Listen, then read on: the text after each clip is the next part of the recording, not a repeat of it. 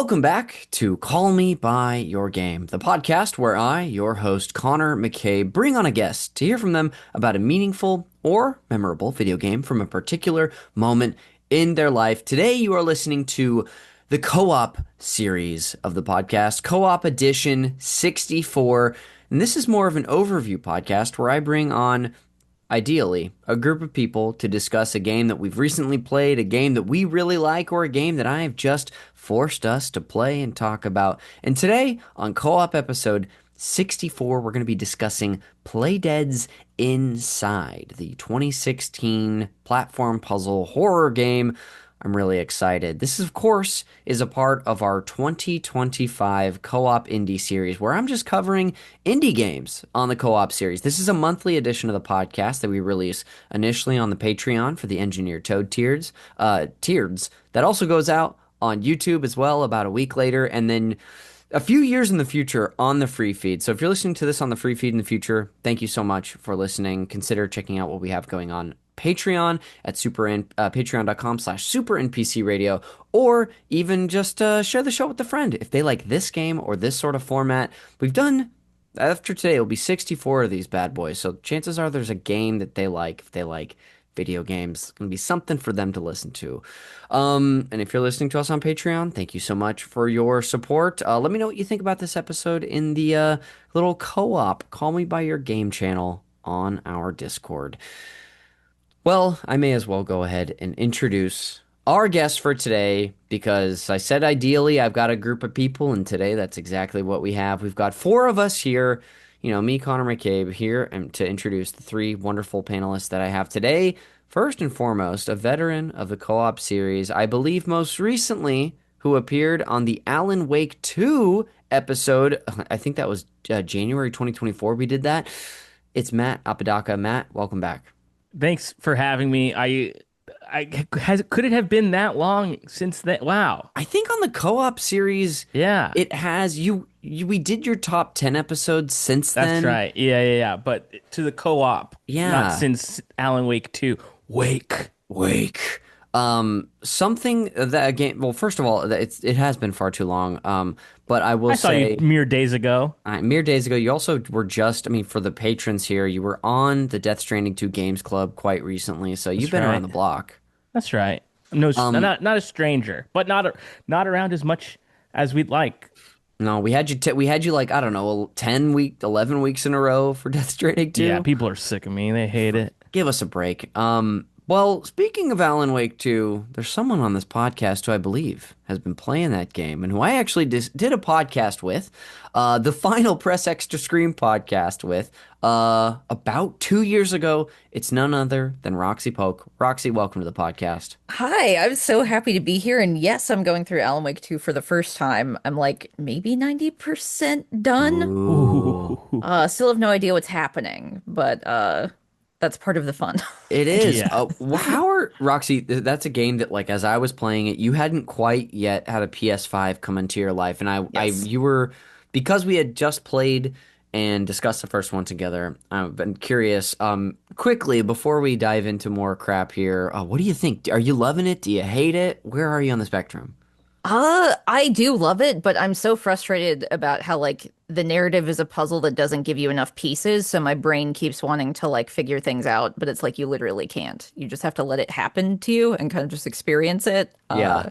And I'm too puzzle pilled, I think. Yeah. Well, But hey, other than that, it's great. like a pretty common experience with that game. Yeah, it's just their writing style. If any other game did that, I'd be like, okay, I'm not playing it, but they do it and I can't wait to see what happens next. So I don't know Yes. how. Well, doing when it. you finish it and you want to talk to somebody about it or just like yell at a wall, hit me up. I'd love to hear Okay. what you I have think. no idea what the ending is, so maybe I will want to yell at all. We'll see. There's also, I guess, alternate endings. Who knows? There are? Yes. Okay. I didn't There's a even lot. know. There's a lot of There's a lot of stuff. Wow, okay. Matt and I were Alan Wake built at the same time. Yeah. We Did you kind guys of play all remember. the DLC as well? Because that came out later, right? I Matt did. I did. went back and did that. Yeah. It Okay. made me want to replay the whole thing again. I think it's just wonderful. It's so good. Roxy, before we introduce our final panelist, I will say you last appeared on the co-op series when we covered the game Firewatch. It's been about, so Oh it's actually gosh. 2 years to the month when I last Wow. had you, at least just on the co-op series. And I promise it won't be that long until the next time. Okay, yeah, we gotta Um, do these more often. They're fun. we do. Also returning to round out the panel, it is none other than Amanda Tarver, who I think, according to my records, you were last on the Super Monkey Ball 2 episode, but you were also on the Mario Golf Toadstool Tour episode that same Was summer. was Monkey Ball after Mario Golf? When we covered the sequel, yes, I'm pretty sure it was like the next month or 2 months later. Wow, I really was hot and heavy for a couple months there. You were, and gosh, When was dang it, that? that was last summer. That was summer Oh, okay. 2024, so not too long ago. Not that long. No, but horror expert herself, Amanda, how are you? I'm great. How are you? I'm good. How uncomfortable does it make you when I talk to you as like podcast host? I don't love it. What about when he talks to you in general? Yeah, Don't is love that that good? either. No. Sounds like she's pretty down on me talking in general. I can't say I blame you. Um, like I said, but this is at least your third appearance on the co-op series, Amanda. So I keep roping you in to games. You were kind of the impetus for doing this episode, as I knew last year that I wanted to cover horror games, indie games, all year long. What is this? Press X to scream, Roxy. I knew I wanted to cover indie games all year long, and this is a game that you and I will get into it. But you and I were both playing around the holidays last year, and I just knew because my buddy Matt loved it. I figured we could get a fourth person on the panel, and Roxy, you were just a mark for this game, so I'm so glad it worked out. Yeah, likewise, any horror thing you can probably rope me into. Yes. Before we get started and talk a little bit about how we all, discovered this game and a brief synopsis of our history before we set the table and then do the main discussion. If anybody has anything that they would like, the audience listening to find them at, anything people can support them doing, this is a great time for plugs. Matt, really quick, do you have any shows or anything you want to plug while we're here? Gosh, any shows? No. Um, I mean, Get Played, of course, my video game No podcast, shows, but a show. but a show. But you know what? Honestly, check out the Death Stranding 2 games club. That was so much fun, and I feel like we all had a really nice time together. And It so was now an when I see absolute the blast. people that I see less, that I would see less, I see you the most from that crew. You and Charlie, of course, I'd probably see the most. But when I see the others, I'm like, these are my fucking guys. Yeah, all of us porters together. Yeah. Did you say it There's was 11 weeks? 12 I weeks? think How we many? did like 10 or 11 weeks for that Yeah, it game. was quite a Yeah. bit. There's a Too lot, and many. it was emotional. Yeah, man, just being like, he won't stop talking about this. It's still going? Yeah. Now Um, Matt won't stop telling me about it.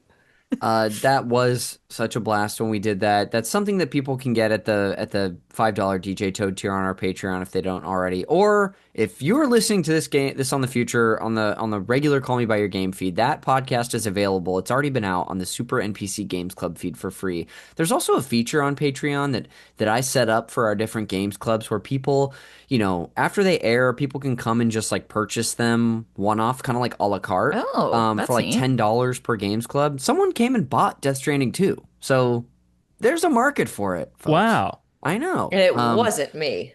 So it wasn't Manda, but there are many ways that you can hear Matt on that series. Roxy Polk, coming to you too, dude. We haven't had you, it's on the show in a while, even though we're going to be podcasting twice this week together. Yeah. What do you want people to know? Where should they find you? What are you up to? I mean, I guess just come follow me on Twitch, which is Red Mage Roxy, because still am obsessed with Final Fantasy 14. A little lesser these days. But yeah, like we talked about before, I'm going through Alan Wake 2. Gonna be closing that up soon, maybe even this week. Ooh. Not sure what I'm gonna play next, but that's part of the excitement, right? Come follow me and see what we're playing next.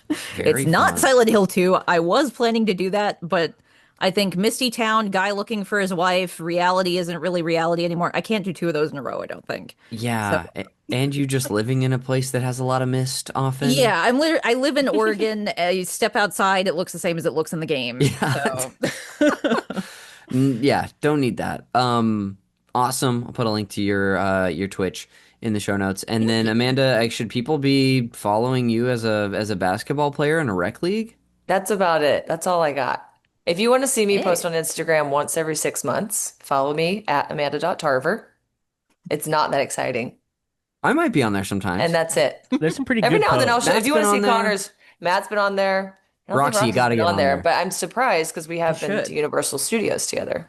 Yes. So we should have had a Yeah. picture. That was We so much fun. we One had of the we best definitely have a few like pictures. theme park experiences, truly.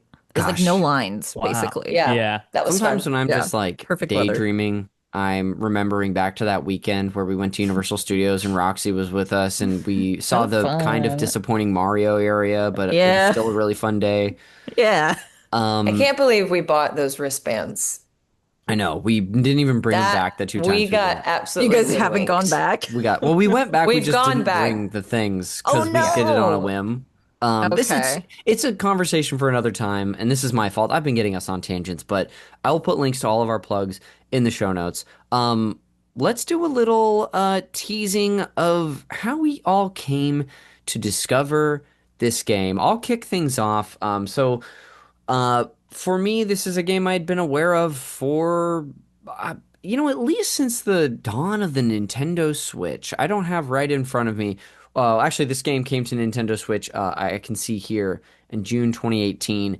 And Matt, I actually think that you're the first person I heard say something about Inside, and I want to say one Alex Berg also happens to like this game. Do you have any, can you cross-examine my information there? Do you have any idea? Yes, I think Berg told me to play this game actually. Interesting. There was a period of time when I was working at the Upright Citizens Brigade Theater, of course, where I would see improviser and good guy Alex Berg pretty often, and we would just kind of talk to each other about games. He got me in on the Bit Trip and Inside as two games that he was pretty into at the time, and I checked out both and liked both, but really was taken with Inside, and I can't even remember when this would have been. It would have been pretty early on, I would imagine. I played it first on PlayStation 4, and I Sure. remember when I played it, I was living with Izzy Rowland at the time, Wow. and I just like remember play like just being in that room in our apartment playing it for the first time and just being like, holy shit, like this is incredible. And then I recently, I think I bought it on Steam because it's always like $1. Yes. That's the Yes. great thing about this game is that like if you haven't played it, it's always pretty much whenever you want $1 or like $2. Nice. So it's like the easiest game in the world to recommend to people, I think, because I mean, it's a steal at full price, which is usually like $10, but for like $2, you really, really shouldn't say no to it. I bought it on Steam, played it on my Steam Deck when I got my Steam Deck. Also had played through Limbo, which I had not played through, and then for this most recent playthrough that I completed as of yesterday, Ooh. I thought I had it on the Nintendo Switch, and I thought I'd play it on my Nintendo Switch too. That was a false memory, Connor. I thought I had it on the Switch. My dear boy. But guess what? It was only $2. And Ooh. so instead Nice. of booting up the PlayStation 5, I spent the $2 because the Switch 2 was already in my hands. And then away we went. And boy, Incredible. to me it's an all-timer. I feel like I say that for a lot of games, and then if I make a top 10, it's not in the top 10, but I feel like it's just outside of it. Ironically, it's like probably like Yeah. number 11 or like 10.5. It's so, or 10.2 rather. Yeah. It's so good. It's very, as we'll get into it, very distinct, quite memorable too. And yeah, like you, it's so funny that you have something to do with me discovering this game. And because of that, in 2021, around the holidays, I foolishly left my backpack in a car after getting picked up from the airport, and my backpack got stolen, which had my Oh no. original Nintendo Switch in it. And then No. that Christmas break while I was home, my friends were very generous and they like pooled together money for me to buy a new Nintendo Switch. So I got a console, but I had no Oh. games. And so for Christmas that year, in my little my stocking, Santa dropped a few Nintendo eShop bucks. And so Christmas morning, I kind of Pretty went huge. crazy and just like bought a bunch of like the best indie games that I had heard about, like this game Chicory that had come out that year, Cuphead, a non-indie game, Star Wars KOTOR, but I also purchased Inside, and there it went to sit on my Nintendo Switch until I guess the holiday of 2024, so about 3 years until I finally dipped in. Yeah, I have to say because Nintendo just released this app, this new like Yes, store just app today. that shows you know all your playtime for like all your games in your library, Oh, wow. which is Scary. horrifying. There is a 10-hour day in Tears of the Kingdom. Oh, no way. 10-hour Yeah. day. A 10-hour day. It breaks you- it down by days, not just It total breaks hours. it down by date. Did Like you May sit 23rd, for you played it for 10 2 hours and 7 minutes or Yeah. whatever. Yeah, Did you sit for 10 straight hours, or is it a cumulative 10? it had to have been a cumulative 10. Sure. But I can't lot. do that. There was like I mean, I could scroll TikTok for 10 hours. Yeah, there straight, was- no break. you know, I feel like all of our streaks in Animal Crossing were 10 hours like when it came out because we simply had nothing else to do. But the reason I bring it up is because I was surprised to learn that I had bought the original Hollow Knight basically like a year after release, and it sat in my backlog for 7 years until I picked it up this Wow. year.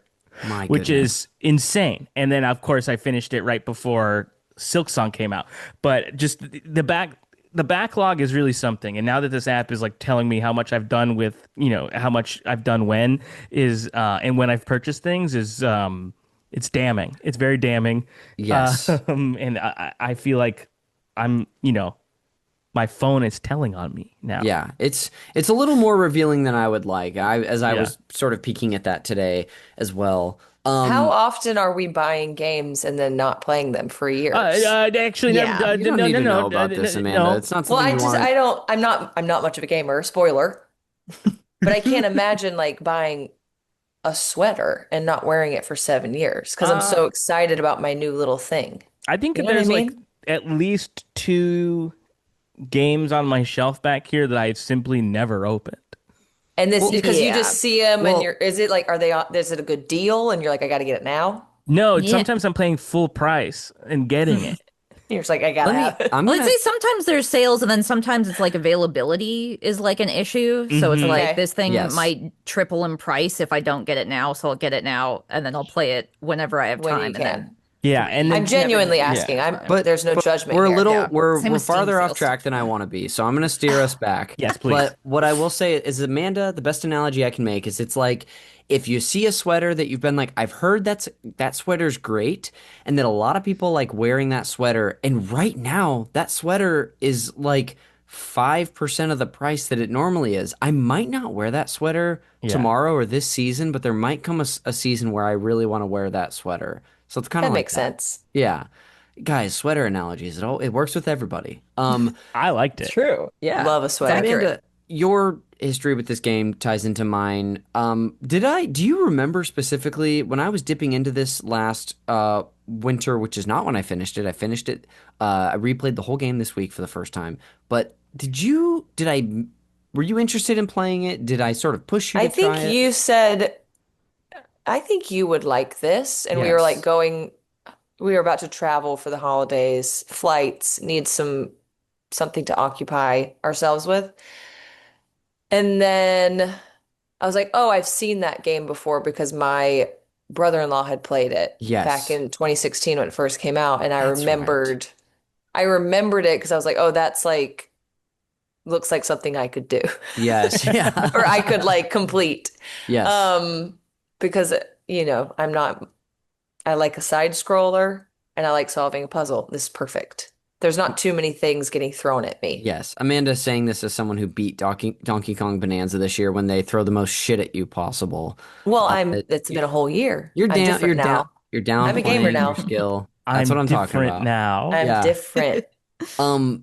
That Checks So out. you thrust it into my hands and said, "Play this, Yeah, quite or it's aggressively. over." You Dude. dipped in this last week as sort of like a brief refresher. But that catches us up for you, Roxy. The biggest mystery of all for me. How did you come Oh. to play this game? What is your time with it been like? Like, did you play it once? Have you revisited this? Tell us your story. Yeah, so actually me and Mikey played it for a Press X to Scream ages Oh, ago. I Um probably posted that episode and forgot. yeah. Look, you post a lot of podcast episodes. True, true. You can't be expected to remember every single one of them. Um but yeah, it had been long enough, luckily, that like replaying it now, it was relatively fresh. But I remember doing like deep dives into things for it back then that I should probably have re-listened to my old episode, but also, maybe not, because then it's more of a fresher take, maybe. Or maybe if you Sure. listen to these back to back, I'll be saying the exact same things and just won't remember that I'm saying the exact same things. Um, but yeah, I really enjoy this game. The art direction is great. It's simplistic yet horrifying. It like, Yeah.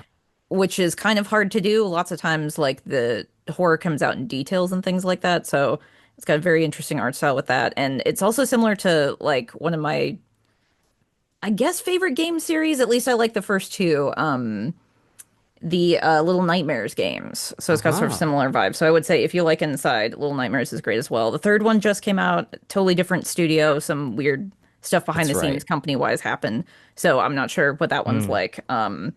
But there's just like this, I don't know, vibe of games with little children being in peril in side-scrolling environments that I don't know, is quite fun.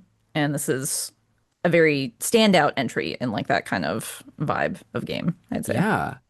Um, do have you revisited this game? Like, were you able to play it for this episode, or are you going full off memory here? I was able to replay a bit of it. I didn't get to complete it Nice. myself, but I did like watch the rest of a playthrough to like finish up what I haven't played yet. So it's still relatively fresh. Cool. But I'm a little bit of a poser since I only played like halfway through. No, no, It's still not at all. Well, dude, thank you for talking to us a little bit about your history. Now we're yeah. going to set the table, and give the audience a few like very, concrete details about this game, the context that it came out in, who helped put it together. If anyone wants to jump in, you can. Otherwise, I'll just monologue for a couple paragraphs. And I'll start right now. Inside is a 2016 puzzle platform horror game developed and published by PlayDead. This is the studio, I think it was Matt maybe who brought up Limbo already, but PlayDead is the studio who made Limbo, which is very much a precursor to Inside and has an incredible amount in common and is also just uh, for what it is, like kind of like a borderline masterpiece. Absolutely incredible title. Um, Inside, however, was first released for the Xbox One in June 2016. It then followed on Windows in July and PlayStation 4 in August of the same year, followed by releases for iOS in December 2017, Nintendo Switch in 2018, and Mac OS in June 2020. Anytime I read like, oh, it came out on Mac OS at this time, I'm like, do people go to the App Store on Mac and buy games? I mean, they must. Or They this is Steam, must. maybe? They must. It's not like it's not. I mean, because there's not that much. Um, there's not much input, right? So like you could conceivably do this on a touch screen pretty Yes. easily, Hmm. I would think. Yeah, is it Um, a touchscreen version I bet there in is. that? I'd be willing I to ooh, mean, bet how you else would it could. be? I mean, I guess do they Wipe have up to controllers for jump. Mac? Yeah. Yeah. Well, either way, it always tickles me to see that. More basics about the game is that the player controls a boy in a dystopian world, solving environmental puzzles and avoiding death. This game, you truly are essentially just moving from left to right throughout the entire game. Sometimes you'll come up on a barrier or an obstacle to get past, and it is your job to solve a puzzle, use the environment, and find a way around that. Um, I have a slight correction. oh, here we are, baby. We love I these. love this. You also go up and down I was sometimes. gonna say up and down. I was gonna say it, Matt. You do go left You and do right, go and up. I have no issue with that. That's true. You did forget the two other directions you go, which is up and down. This is how you learn I didn't play the game. I'm like, it's just left to right. What are you talking? I like make a hard stance that I'm like, you're actually being semantic and there's really no up Yeah. and down if you think about it. You're like being you're getting pissed. Yes. So true, Matt. I love being called out. You do go up and down in plenty of these puzzles here. You can get might your even notes app jump. out at any time and just, if you want to like write a sincere you- apology. I think I didn't ask Siri to immediately do that. You've got another one coming. I'm apologizing actively. Yeah, I mean, in the game too, there's, from what I remember, outside of the directional pad or using like a control stick, there's only two buttons that you use. A button which to me is the left button or the west button you use to interact with objects, like to pull a lever, to push a wheelbarrow, something like that. And then the bottom button To drag a pig. you could drag a pig, or the B button, the bottom button, which is different depending on the console you're on or controller that you have, is the jump. So it's really, I'm pretty sure those are the only two inputs. Can you guys think of other ones? 'Cause I think that's it. That's it. Yeah. But which, just adds to the simplicity. Play Dead, Yeah. Matthew. I was gonna say it's like it's simple in design, but I feel like the things that you do with the simple inputs are it's I think a pretty complicated or it can be pretty complicated or not even really obtuse, but the puzzle design is is far from rudimentary. I think like some of them Yeah, it's quite are complex. yeah, complex is the absolute correct word I was looking for. Couldn't quite Helping nail you it. out. Yeah. It's true, though. Yeah, because like I mean, some of them are so simple that you're like, they're almost hard to think about. Where you're like, oh, that's all it wanted me to do is this thing. Like, Right. It's they like make I so much sat here sense. trying to figure something out for 45 minutes and all I had to Yeah. do was just move it this way. Yeah, I had to put this, block that jumps up in the air on the other one and time it just right so that they both go, at different times, propelling Yeah. Right. higher. Like that's like such genius design. It's so great. Yeah, I mean, not to get too far into it, but even that puzzle specifically is such a great example of how the simplicity aids the puzzle in the sense that there's only a couple of inputs. So in order to accomplish this thing, which kind of can feel complicated when you have to move the box just far enough to pull the little pull string and then move the box directly back on top of it, then climb on, it all really works so well together. Yeah. If the game had more inputs, it would be less fun to do those things, I think, because you'd be thinking about too many different things at once, right? Like if you had to even use like the back trigger buttons or any of the other face buttons even, like there's just like the fact that it is so simple, I think really makes it sing. Yeah. I almost entirely agree with the exception of I wish there, I don't know why we couldn't have used a face button or a shoulder button for the little boy to let out like a cheeky fart.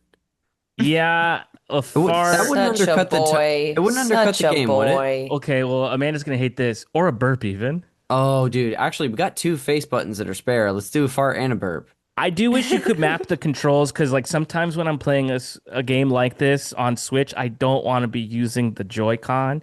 Oh, sure. Not for any particular, I mean, these things. Because you're void of joy, Matthew. I'm devoid of joy.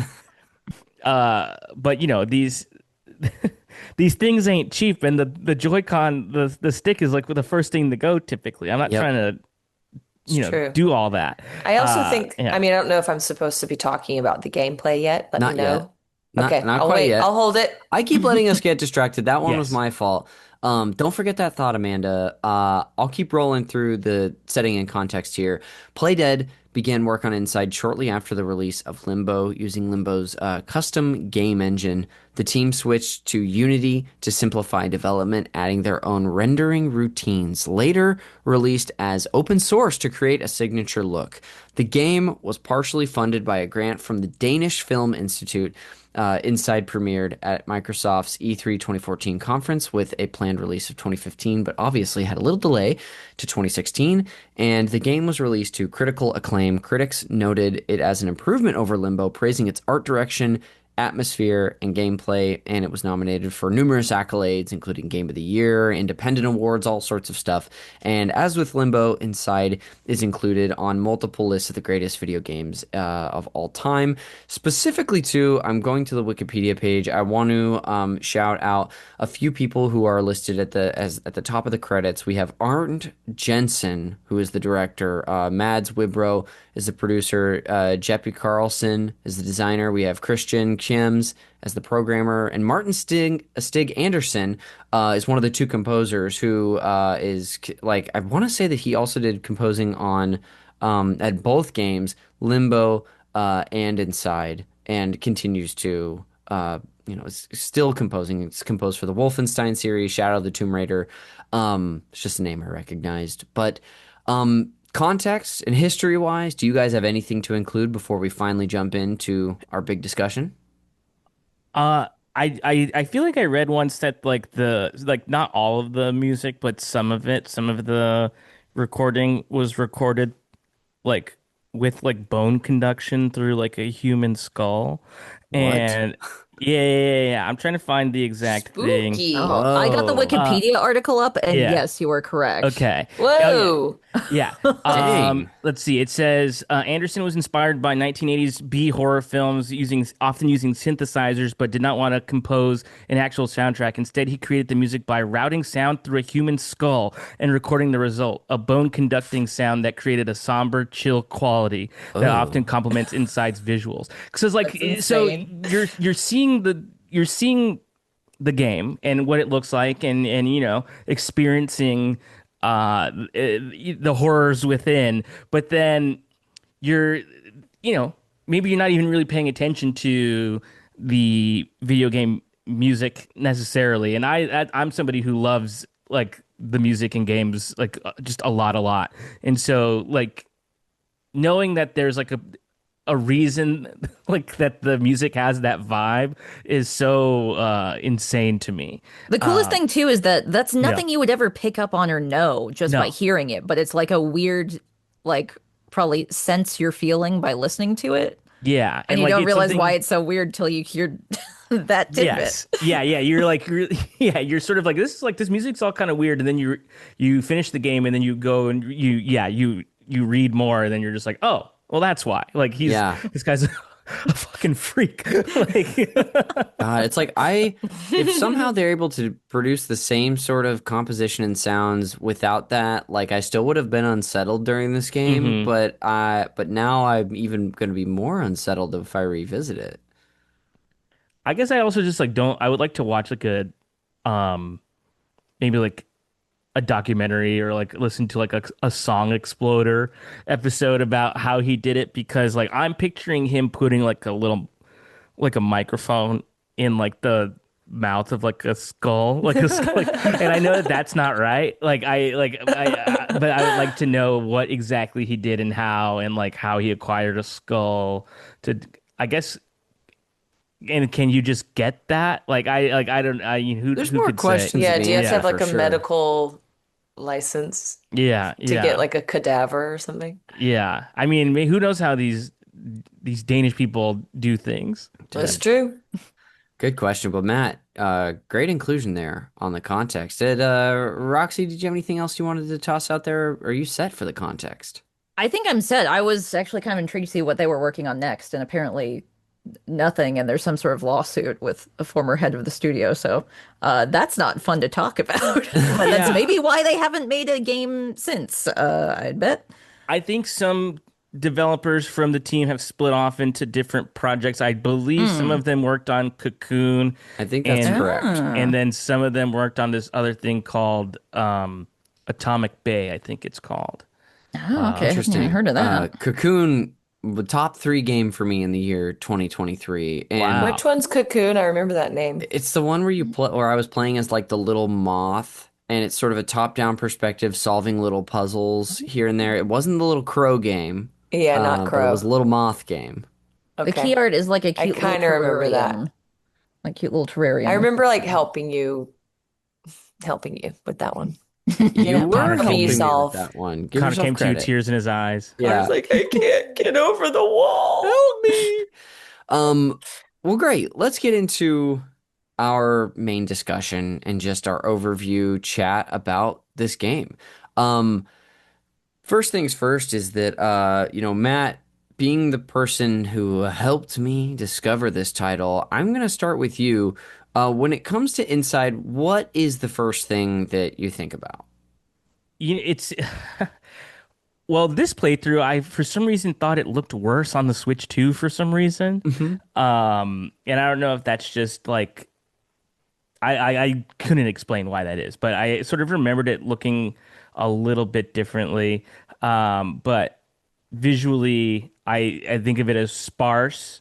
I think of it as um, vast in certain ways too, right? Like, because like you're obviously playing such a small guy and like a and the environments kind of seem small, but it communicates scope very well because you'll be in situations where you'll like sort of like pan out a little bit and just kind of see that you're in like a much larger structure than you previously thought.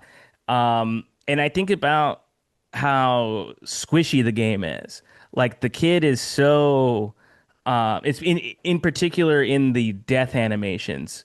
There's just like a really specific ragdoll, like That's what I was telling Connor earlier. He's yeah, very like elastic You called yes, him in the way Noodly, I he moves. believe. Yeah, noodly. He's kind of like Yeah. goes like a little noodle. and it's upsetting. It's like just seeing that is so like it just I don't know has such a bad vibe because this kid, if you're if you're not good at this game, this kid gets put through the ringer quite a bit. And so you're just Yeah. seeing this kid's like limp body get like torn apart by dogs or like just like falling completely like flat when you mistime a jump or something or like blasted with whatever that air cannon thing is. It's yeah, those are the things that I think about first. I don't think I've ever considered this game to be quote unquote like scary, Mm-mm. right? More than it is like unnerving. Yeah, it Than has like an oppressive vibe to it as yes, well. He also yes, runs just slow enough that it feels like the speed that I run in my dreams when I'm trying to get away from someone. Like I feel like That's a good way to describe it. my feet are like in sand and I'm like I feel like I'm going so fast, but I'm not. I feel like yes. that's how fast he runs and it almost adds to the like, come on, dude, you gotta move faster. That's That so dog's gonna good. like tear you apart. I also say like one of the endings kind of gives you another clue for like why that might be. We won't get into it now, but Yes, and this is my favorite it's thing to talk about with it intentional. actually. Okay. The I mean, because I mean, without getting too far ahead, I felt like in this playthrough, I was like an extension of that, and I'll just say Mm, that, like, because like I just like couldn't put it down, and I had to. Every time I play this game, I see it through the end. It's very slight. It's like it's 3.5, 4 hours. I think I did it in two playthroughs, or in two sessions, basically took it down. But I am always compelled to get to the end because I think the end is like one of my favorite things I've experienced in a game. It's such a left turn. But mhm. those are all the things I think about. I think about how squishy he is, and then well, without spoiling too much at this point, how really squishy he gets. Yeah, that's for sure. Yeah. Yeah, the just thinking about the character and the ways you guys were describing his movement and just his the way his body reacts to the world, even in certain moments like where you make a jump or you are sliding down a hillside and landing with like a thud, his even his survival animations when he lands and takes a hard hit but kind of gets back up and runs, that has so much in common, I feel like, visually with when you're not supposed to take a deep fall, and you do fall on the ground and he sort of crumples over in the ragdoll nature Matt said.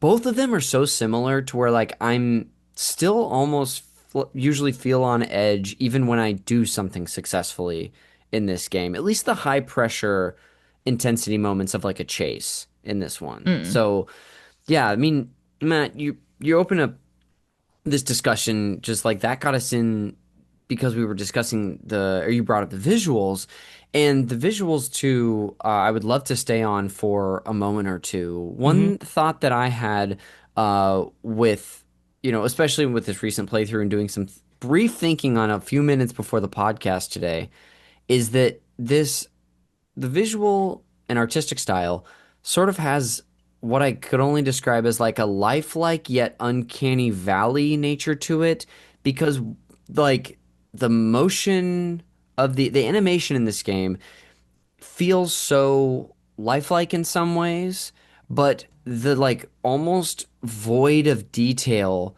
in this. I think Roxy initially brought up the detail too earlier. The like lack of detail, like no detail on the boy's face, and just And like no human face. Like Yes, I don't think there's faces on anything. Maybe I guess the pig has eyes, I'm pretty sure. maybe, yeah. Maybe But I'm wrong though. Maybe just misremembering. I mean, in general, like there's something about that is unsettling, and I feel like that gets into like a bigger overall discussion of why this game and like sort of the mystery of this game and how Yeah. we don't really have concrete details, even by the end of the game, of what exactly is going Yeah. on and what's happening. And I should say also the lighting is like phenomenal and does a lot of heavy lifting for that as well with the simplistic style. Especially big like time. when you get to that end too. It's like the Yeah. highlight.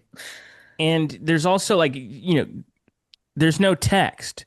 There's Yes. no dialogue. There's like no little Nobody's like on their phones. no, well, first of all, nobody's on their phones. Ugh, beautiful, isn't it? God, what Look a at- world. Actually, I love this reality. get off of our phones. Yeah, not a phone in sight.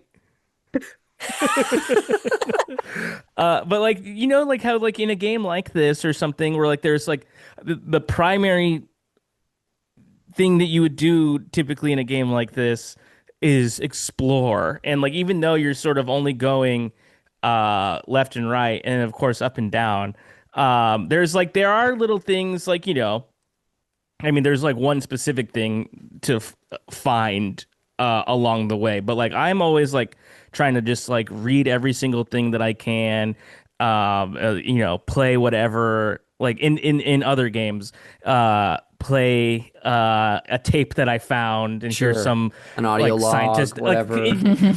a lesser version of this game there would be audio logs of like some scientist like explaining why he's doing all that, and it's like it's fun that it's not there, and I feel like you can only get this particular satisfaction in a video game. You can't get it in a TV show or a movie or a book. This is like something that only video games can do, and I think that's like so special and so fun.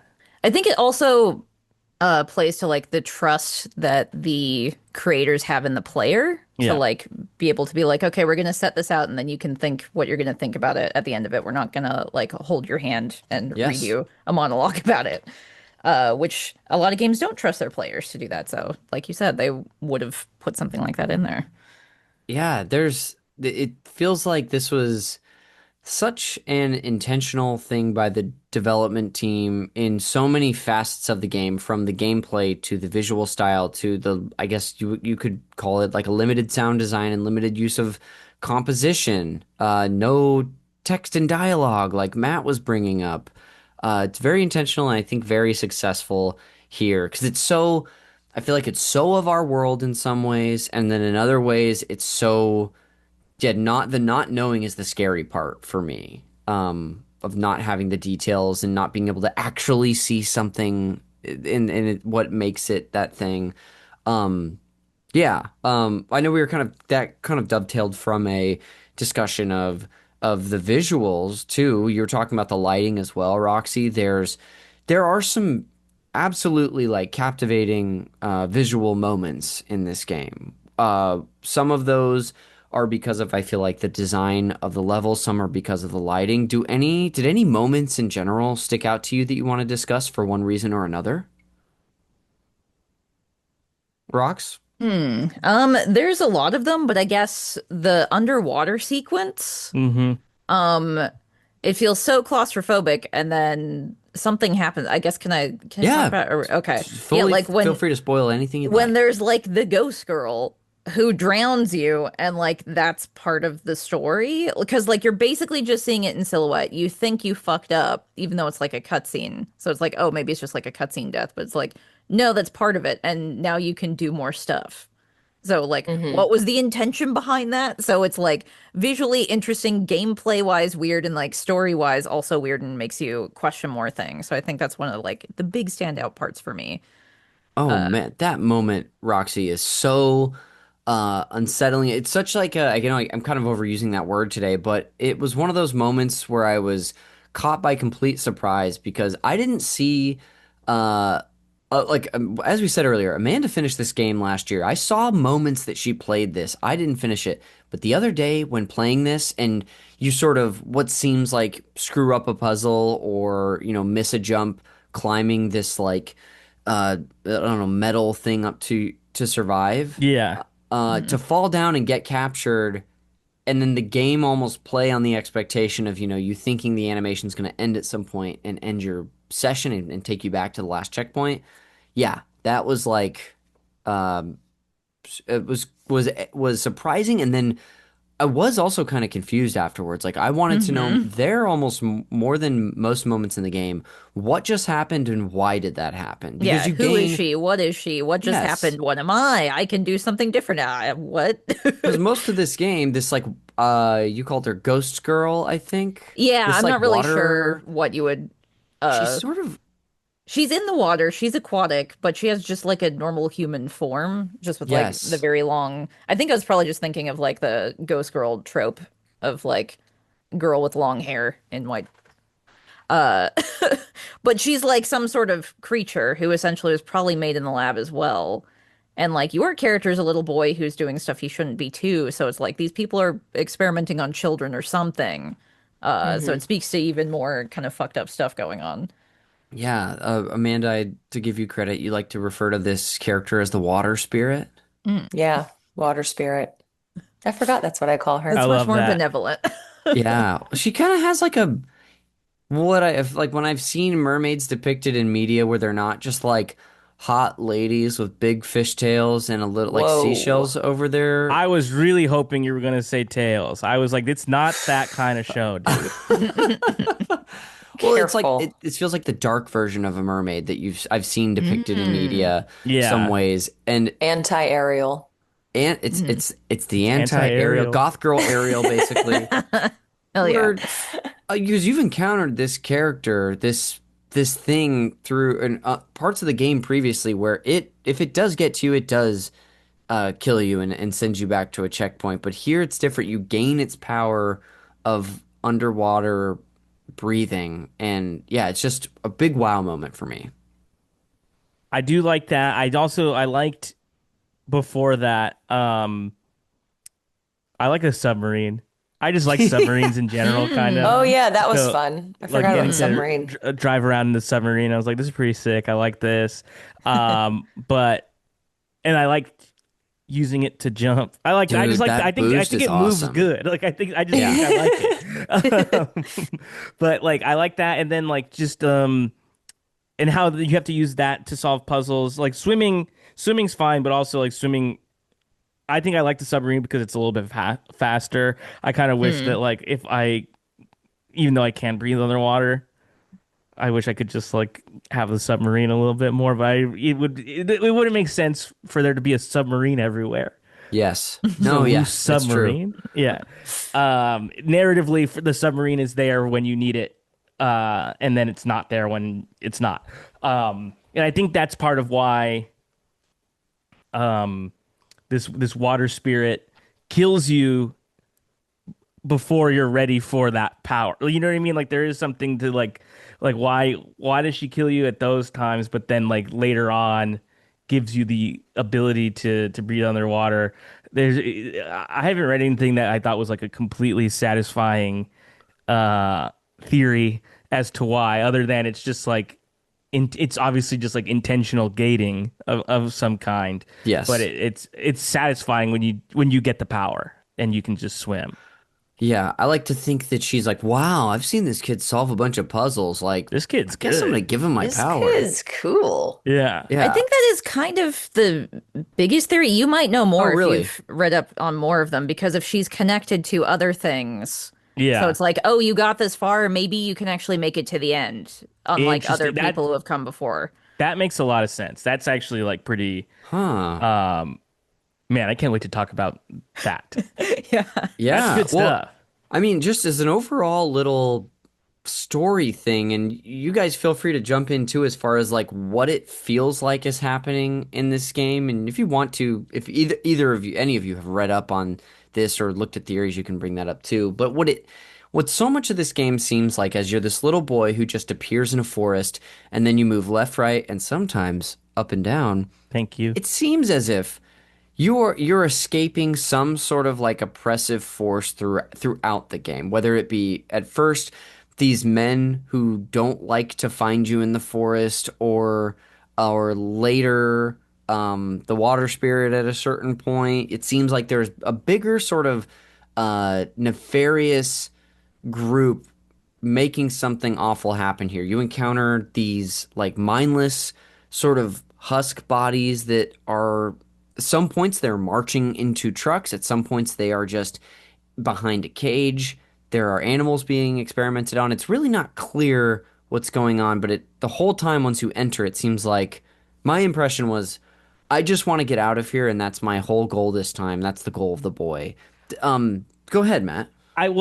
It's interesting because I think I didn't really start thinking about it that way until a subsequent playthrough. Because I think my first initial thought about what was happening, because like the game is called Inside, right? And you start, and this is like, I don't know, maybe this is a little,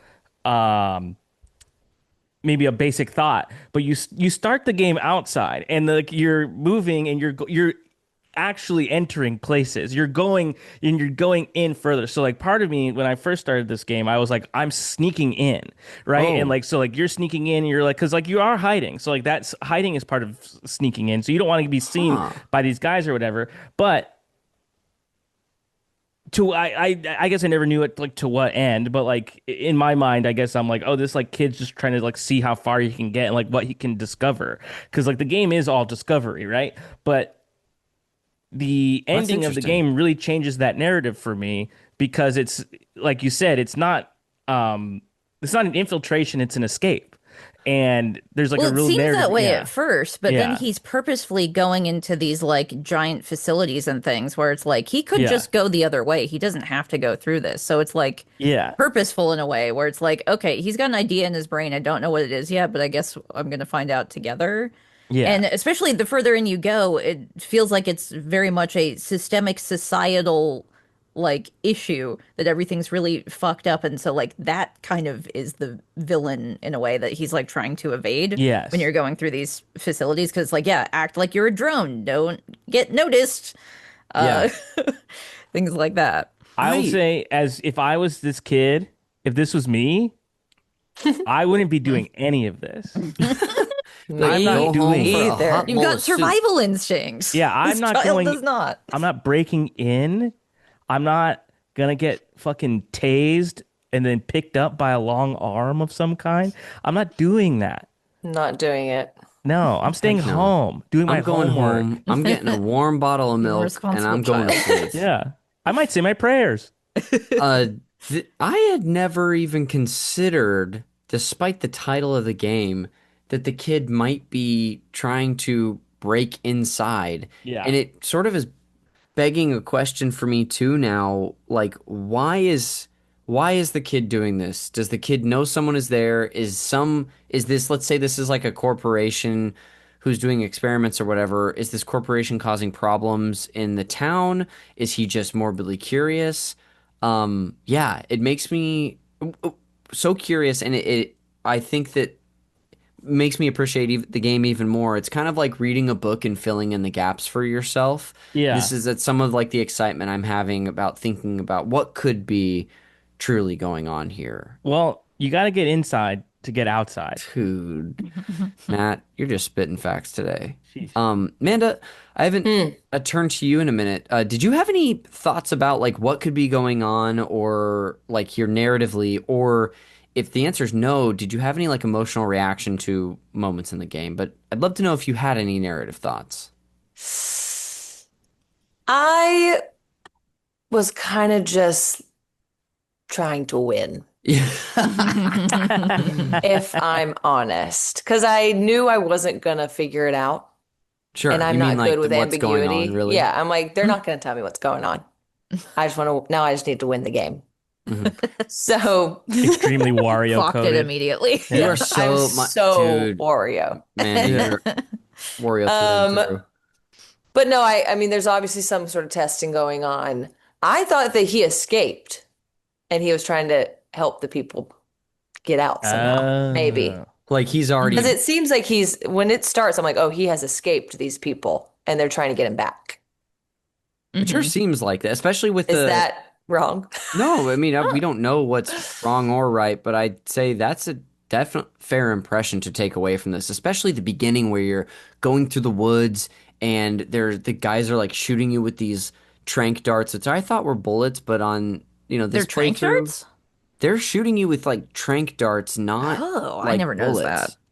So Okay. Or, I mean, they're one time hunting you with dogs also, one aren't they? time they chloroformed you I feel and like you they just choke like, the shit out of you and kill they you. do. They do. But so I'm like, why? Maybe they didn't want to have see. They're like, we'll have it see a child get shot by trank darts, but not bullets. That's way better. I couldn't tell you, but Somebody yeah. clip So that. Somebody clip that. Connor said that. no, no, no, no, no, no, no, Connor. no. Well, to stay with the spotlight on you a little bit, Amanda, as someone who, just played this for the first time last year and did a little revisiting recently, what do you think that it was about the game that hooked you? Because you kind of binged this and just blew through at any moment you could play it, from what I remember. Yeah, I mean, I think it looked really cool. The puzzles were very interesting. They weren't they were hard enough to where it was like fun when you figured it out, but not so Yes. hard that I was just like, I hate this because Yeah. I don't mind being like this isn't fun and just not playing. Um, but I think it was like you get enough wins to where you're like, all right, let's keep going, let's keep going, let's keep going, let's keep going. That's kind of what hooked me. Sure, And like the it was just momentum. it was just cool to look at. Yeah, when you say that, as far as like the getting wins part, do you mean like the momentum feels good of like solving a puzzle Yeah. and moving forward and progressing? Yeah. Yeah, that feels good to me too, especially when like you get to a new environment or a new puzzle or see like a new detail, whether it's like a creepy thing in the background or I guess even a new gameplay element. Like, that's fun for me. When it comes to the puzzles too, we don't have to talk about like a bunch of them in detail, but I think that I'd love to open up a little discussion though. I love we don't have to talk about them in detail, but we are going to talk about it. Okay. Is what I just felt like I said. I love the puzzles in this game. This is something we've kind of touched on already, but I think that they do such a great job. Especially like my favorite ones are where they really iterate on an idea, like they introduce a mechanic or an idea and they build and build and build on Yeah, that. they stack it. Say it again. They stack it. So Yes, like it feels like yeah, you're getting You're better like, as oh, you I learned progress. this. Yeah, I totally. because learned this new they're thing. exactly, yeah. And then by There's the end of it, you're like mind controlling 50 guys or whatever going in different directions. yeah. They can push a box or drop a thing and whatever. Yeah, you start with that like the mind control ability where you like put your head in this like headset and then the mindless husk guys start walking in the direction you are trying to control your character. It starts with yeah, just like moving. What is the first one? It's like you move a couple of them to like open a gate.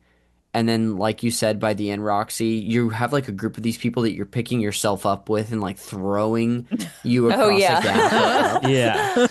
Yeah. It's amazing. Did anyone have any like puzzle moment that they wanted to shout out? Matt, you had kind of brought up the box stacking puzzle with the boxes that sort of propel upwards. That I loved that physics puzzle as an example. Yeah. Like I liked those. I liked uh the this I mean the sequence where you have to like it's not really like a puzzle, but I guess it kind of is the sequence where you're in the lineup with all of the people sort of like walking, and you have to like mimic their movements. I Oh, think that's yes. like just really Yeah, I clever. like that. Yeah.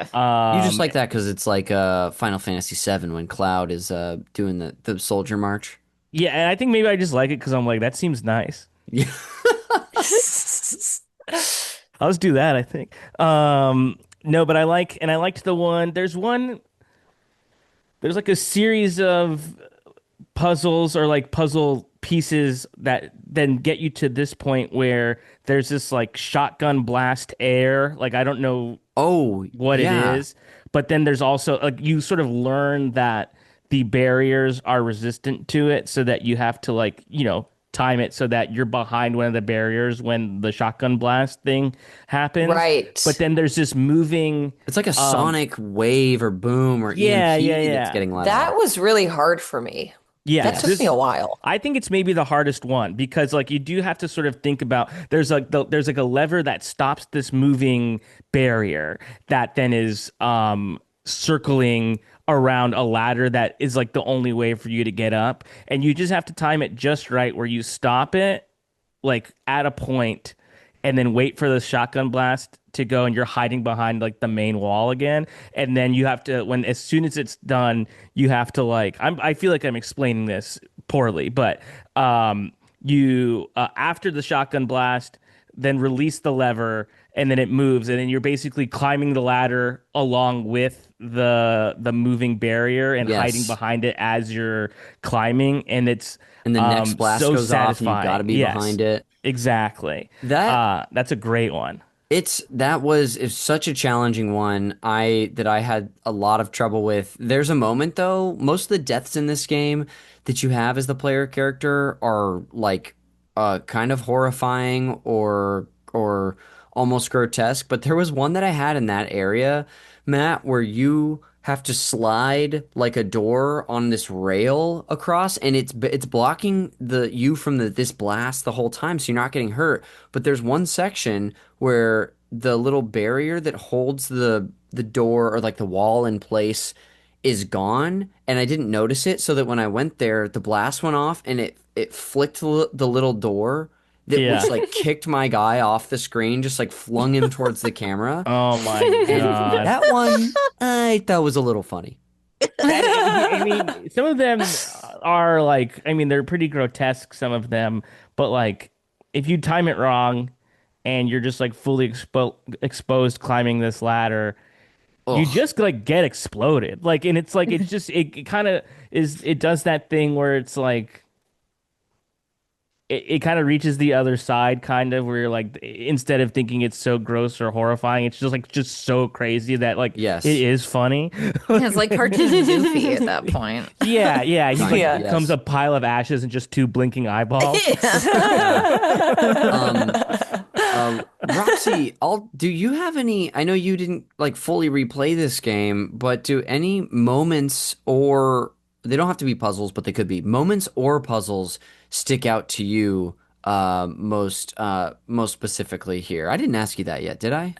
I mean, not really, but I was kind of like starting it with talking about the mind control helmet thing, like when that ramps Yes. up. That's a good one. But I guess one of the more memorable ones is really early on with the pig with the worm in its Oh, butt. yes. That's Oh, pretty gross yeah. and hard to forget. Yeah, there's like in that Interesting way to start the game to be like, yeah, hey, look what you're in for. yeah, it's kind of enjoy. in the farm area where that one is. There's not a ton of jump scares in this game, but that pig scared me because you sort of run past it and it looks like one Yeah. of the many dead pigs that you've already walked past, and it sort of comes to life and charges you.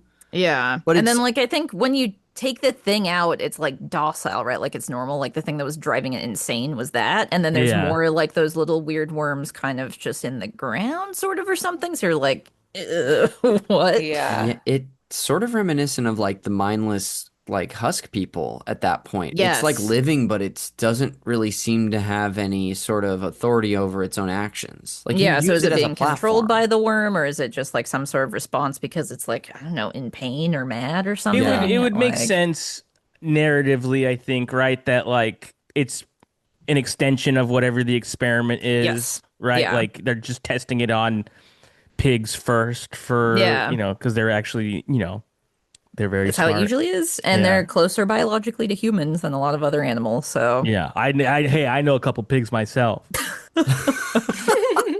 I'm looking at one of them. Get Excuse his me? ass. Why do I feel like they're talking about me? Yeah. It's so Yeah. funny how things like I don't remember many things in my life, but I do remember when my brother-in-law played this game, and I specifically remember those little chickens getting sucked up into that thing and thrown into the hay bale, Yeah. maybe, or the Yes. box, and then dropping down. And I don't think if I would have seen that, I ever would have realized that's what needed to happen. Oh, sure. Like Yes. I think I like remembered, I was like, something with these chickens. You got to do something with these chickens. Obviously, that maybe would have come to me, You but know what I sucking them think? into that thing and throwing them that was not on the agenda in my head. That I have two things to say. I can handle a million deaths by the kid, but if one of those little chicks would have died, I would have been pissed off. Same. Yes. And B, I think they actually do something that I noticed when you were replaying it, Amanda, that struck me about that moment, which is I think it's brilliant game design and giving the player a crumb. When you initially go, this is in the farm when you need what should happen is the chicks get sucked up into this machine that you have turned on and you're pressing a lever for it to move to where it shoots them at a bale that falls on the ground that you use as a platform. You you go straight if you go straight from the like sort of pulley to like turn the machine on and over to the lever to press it, the chicks are following you so close, and you eventually learn you need to create such a distance within them to where they're in front of the like vacuum that sucks them up. Hmm. But I noticed while you were doing that, Amanda, that if you just go straight from the pulley to the lever, which is probably what most players do, one chick gets stuck in there at the very end. The last chick is always there to get sucked in and it spits it out against the bale. So it sort of leads you to the idea. You Oh, might I didn't miss notice it. that even happened. Well, that's part, I mean, it's part of the details that can get lost in this game Pay because attention. they're so tiny, but I just really appreciated that watching you play today. Thank you. It was more of a game compliment, but you can absolutely take it. I had to turn the brightness up on the game, by the way.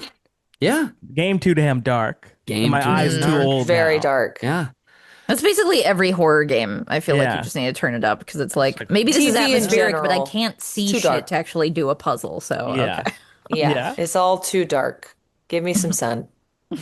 Gotta put And my it would be cheaters great. on to play the Yeah. damn game. Um, as we've been talking about this game for, about an hour now. So we don't have to close up shop, but as we sort of look at closing down the podcast, I do want to leave some room for everybody to talk about maybe a detail or an element of the game or a thought that they've had if they haven't gotten a chance to share it yet. Roxy, I'll sort of turn to you first. Is there an element of this game or a thought you've had regarding Inside that you haven't brought up quite yet? Well, are we going to be getting into like the lore and the ending and stuff in like a separate segment, or would this be the segment for it? I think this actually feels like a great time to do that. Okay. You want to Yeah. just talk us through some of this or thoughts you've had about it or anything that you've maybe discovered, Yeah, well, I guess you were going including through the the end of the game? yeah, you were going through like the plot, kind of the bare bones of how it starts, right, but didn't like get describe the ending, correct? Correct, but if you Okay. want to, you got the green light. Yeah, so you Spoilers. All right, Yeah, turn it because- off now if you Yeah. don't want to know. go play the game if you haven't. All right, I helped the listeners. There you go. Gosh, thank Carry you, on. Amanda. Thank you so much. So you kind of like learn what the boy's whole purpose was to free this blob that is in a scientific facility being held against its will. That is an amalgamation of just like flesh with legs and arms and things, and it makes horrible noises. You free that and then become one with it, and that is just like such an insane escalation when you finally are like, okay, this is what it was about. I'm even more confused. And then now in your new blob body, you have to move around, which is so goofy. Again, it's like cartoon silly, but also horrifying. Yes. Like what it is. Like if you run at your top speed too long because the thing moves fast because there's a bunch of legs Yeah, propelling it's like it, momentum, kind it of. sort of falls forward if you do that Yeah. too Like long. blobs He's a little around. top heavy. Yes. Yeah. And so like the puzzles you solve with that are insane, and then people are chasing you, but also you're like in the scientific facility. Most of them are like white collar workers probably who work there who do not know what to do about you, and they just kind of try to stay out of your way to an extent. And then I think there's like some puzzles where there's other people like helping you to get out or something. Yeah, you can throw one of those propelling boxes at a guy and he'll do it for you, and he's like scared. Like that to me is one of my favorite things. It's like, here, you do this. Like I can't fucking Yeah. do this. Which is just like so fascinating and it Yeah. adds so many layers to it. And then, yeah, when you finally get out and then you escape the facility, you're now outside. You just roll down the hill and you sit there as the blob and just enjoy the sunlight in like the forest for a second there. And that's kind of what it holds on.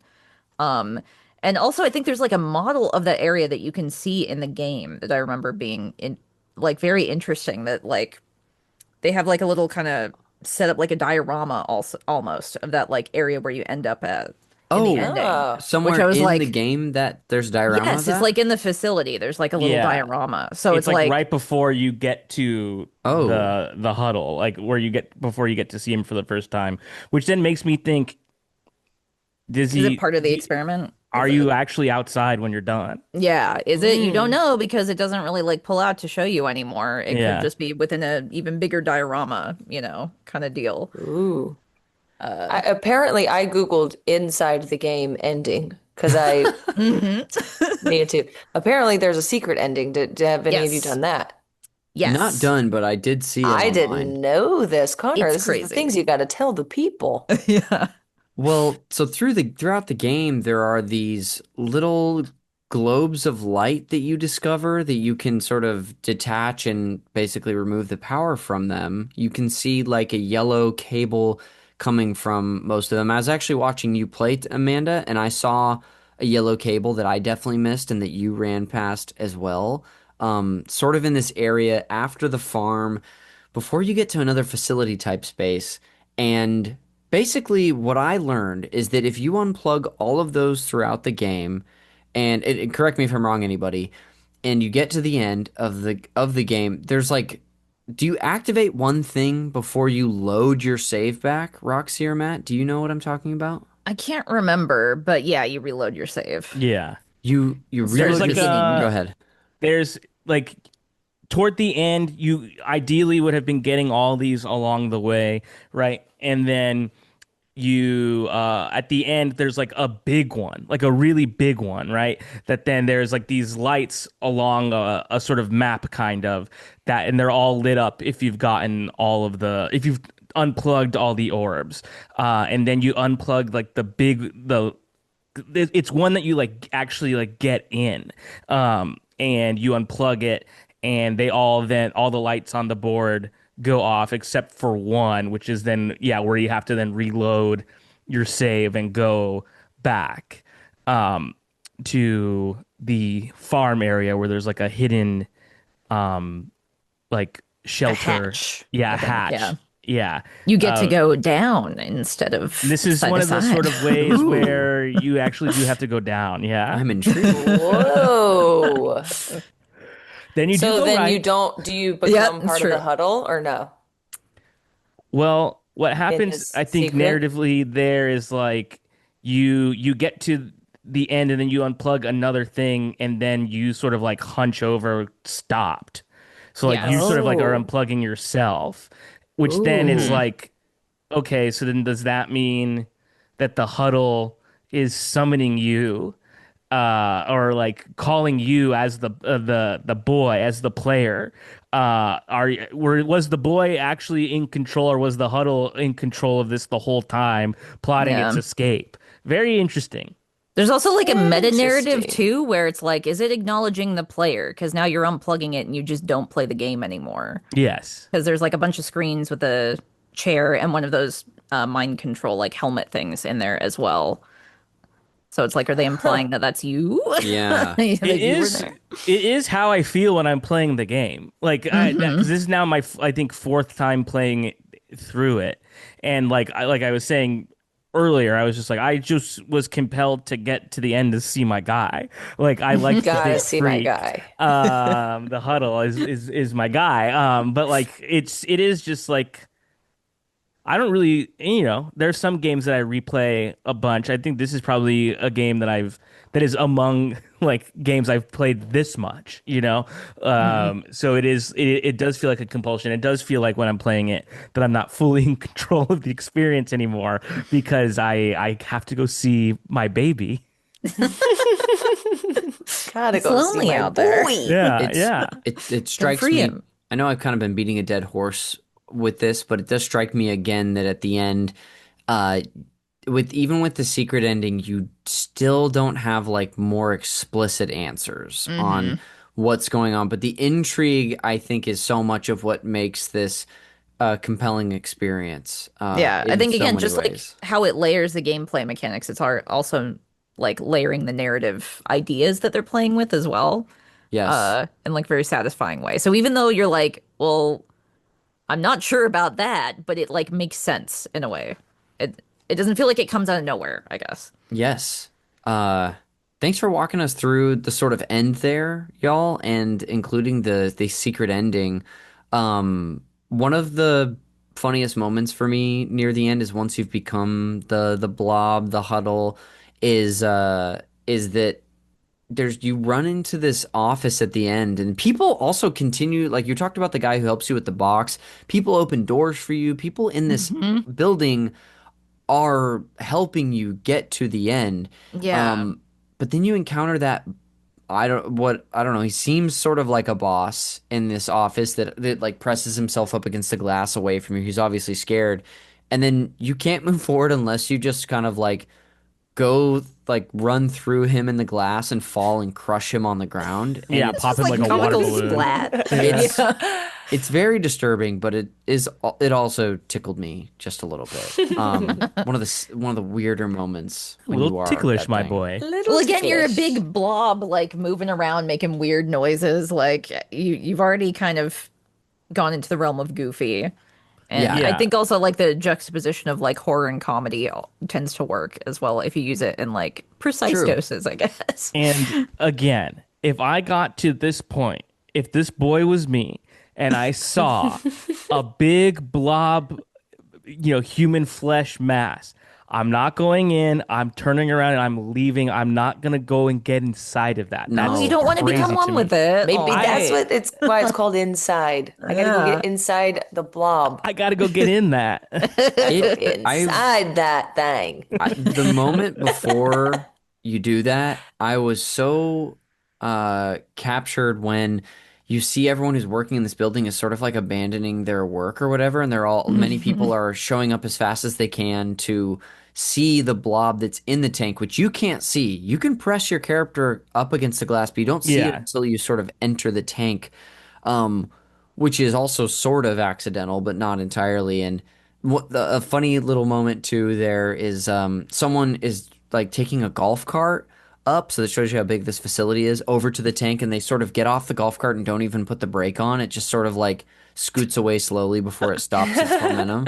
Yeah. Um, but It's yeah, a cute it's detail.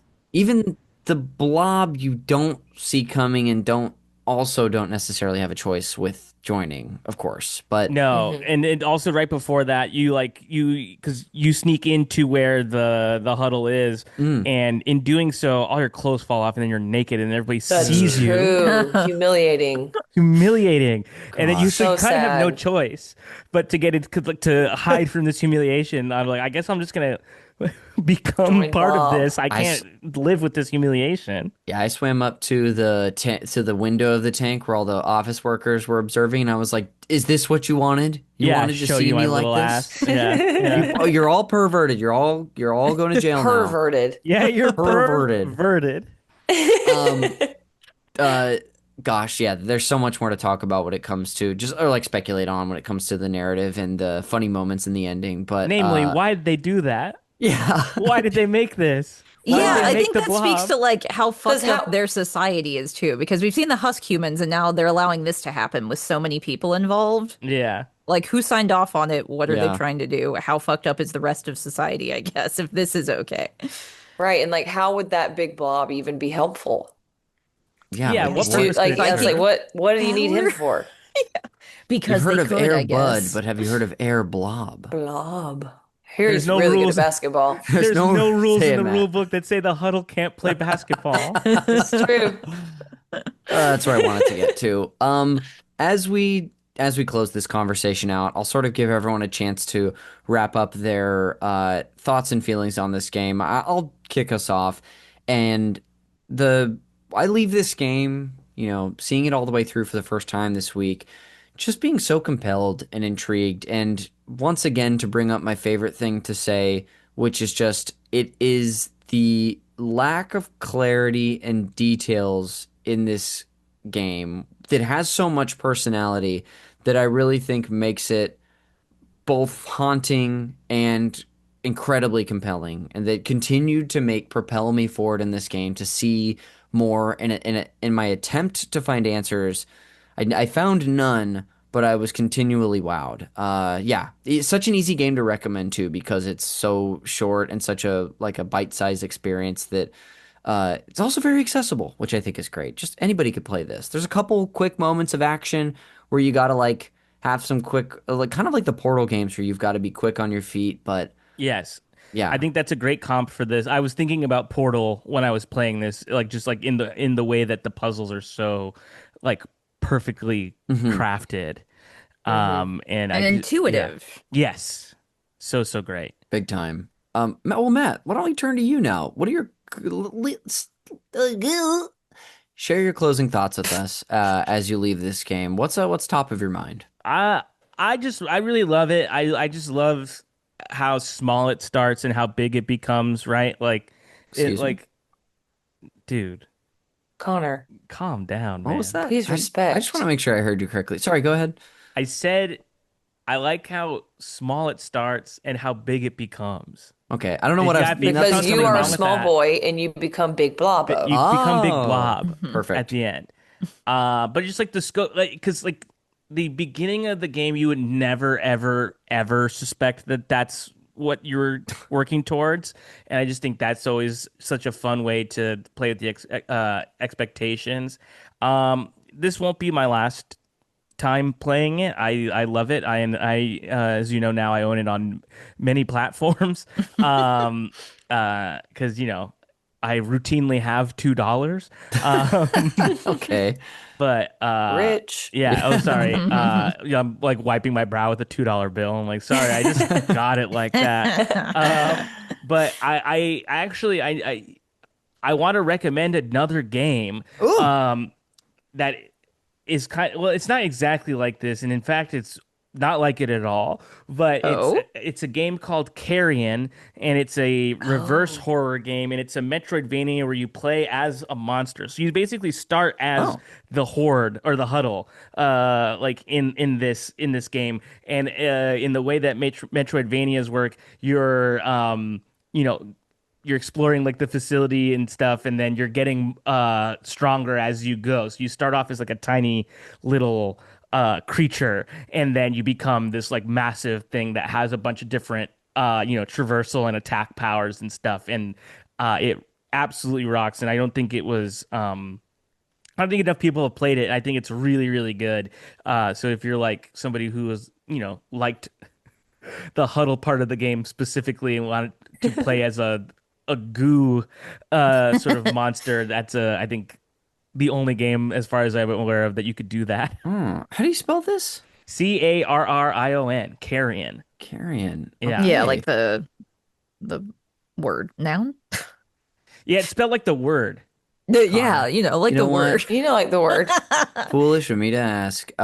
Matt, thanks for Well, sharing sometimes your games final will do thoughts. that where it's like, yeah, now we got a weird letter or a number in it or something. Yeah. Of course. It's just very straightforward. Yeah, CAR10N. It's like, Yeah, all and I right. totally knew what a carrion was before. I knew it was a word too. You're just thinking so of the everyone's luggage. clear. Nice try. Matt, Thank you for your final thoughts and that recommendation. Hell Amanda, yeah. I'll turn to you now. As you leave this discussion, what's the last thing you want to share with us, and what's like what's your overall thought on the game inside? I think the game's great. It's very accessible because I played it. It made me feel very smart that I was I able do to love figure those things aha out. moments. Um, and yeah, even me can play this This is game. like your recommendation every time you finish a game. You're like, you should play it because If I I did. can do it, you can do it. And I know Yes. you have a lot of listeners like me. You know what? Who's to say we don't? No, I And loved it. I'm glad that you encouraged me to play it. It's been a while since I've played it, so it was nice to remember the specifics, thanks to Matt and Roxy. Because I yes. was like, Hey. oh I yeah, mean, that thing. thank you for doing it because it has been about 10 months since you've played the game. That's kind of a long time to retain any information, so I know I probably should have written some things down. that's all right. Well, thank you. And finally, Roxy, share your final thoughts with us about the game inside. Uh, I guess I could repeat everything you guys said. You guys made really good points. But I'd also say like the art direction of this game is timeless in a way that I think like in 20 years it's still gonna hold up, you know. It's one of those kinds of games where I feel like people will still be able to play it a long time from now, which is great. Um, and also talking about the narrative too, it's one of those things where it's like I feel like the people who made it know what's going on, but they're not going to tell me. Sure. So like it does feel like you are being guided through this experience in this weird fucked up world to kind of like try and solve a mystery but also not because you don't get to solve every mystery even in life, right? Oh, it's Maybe that's what true. they're trying Very to annoying. say. It's a very art school answer, I suppose. But yeah, again, just the intuitiveness of the puzzles. And I think to your point as well, it's nice to have a game that you can recommend to people in your life who maybe aren't gamers. You know, maybe they like horror movies or maybe they like puzzles and other types of things, stuff like that. There aren't a lot of games where you can just sort of do that. So I think it speaks to its strengths. And also short. Yeah. Big time. Well, hey, once again, folks, thank you all for sharing. Thank you to listener for listening to Co-op episode 64. Dang, we only got a couple more left this year on the Co-op series, and I'm not exactly sure what I'm going to cover next month. I've got some ideas, but it'll have to remain to be seen whatever I discuss for Co-op episode 65, but it will be an indie game. That I can promise you. As we close out today, we'll go around and do some personal plugs. For me, of course, if you like the show, please share it with a friend. And if you're listening to this on a free feed, consider checking us out on Patreon. And then for me, if you want to follow me on Blue Sky, I'm at Connor McCabe. But you already listened to the podcast, so I don't really have anything big to recommend you to. Matt, what do you want to plug? I know we did some stuff up top, but yeah, what link should I throw in the show notes for you? Oh, just follow me on social media at my name. Pretty easy to find. And yeah, check out Get Played, my show, right, with Nick Weiger and Heather Ann Campbell, where we talk about these things called video games. Dude, it sounds pretty crazy to me, but I guess I'll link to it. Yeah. Amanda, when's your next Rec League basketball game for the listener? My headphones died, so I have you turned down really low so I don't mess up the audio. But yeah, you can catch me playing basketball in a rec league, and that's about it. Awesome. And then Roxy Polk, where can people find you? My Twitch channel, as I said before, Red Mage Roxy, and also I am on Blue Sky too, so go join me over there. Also Red Mage Roxy. Make it Awesome. easy for you. Okay, great. Well, I'll just close this out and finish this episode off with some plugs for the podcast and the network. The cover art for Call Me By Your Game is done by the great Glenn J. You can find him and his other great work in a link in the show notes. So wherever you're listening, whether it's on YouTube or a podcast catcher, scroll down. All of these links will be in the show notes. This podcast is produced, edited, and the original music that you hear throughout is done by Jeremy Schmidt. You can thank him by listening to his podcast, Video Games, a Comedy Show, wherever you get yours. You can also follow the podcast Call Me By Your Game on Blue Sky, on Instagram, on YouTube. If you don't already, come subscribe to us on YouTube. You can watch a video version of every one of these episodes, including this co-op series that you hear right here. Check out our network, Super NPC Radio, as well on Blue Sky and Instagram. We have a YouTube channel there as well. And then, of course, again, if you're listening in the future and you like this discussion and you want to hear whatever we're covering in the future, check us out at patreon.com/Super NPC Radio. There's stuff all the way from our free tier to our highest paid tiers. We can get bonuses. So if you want to find more stuff and support us at a free tier or higher, check us out there. But that'll do it for another episode of the Call Me By Your Game co-op series. We will see you on the next one.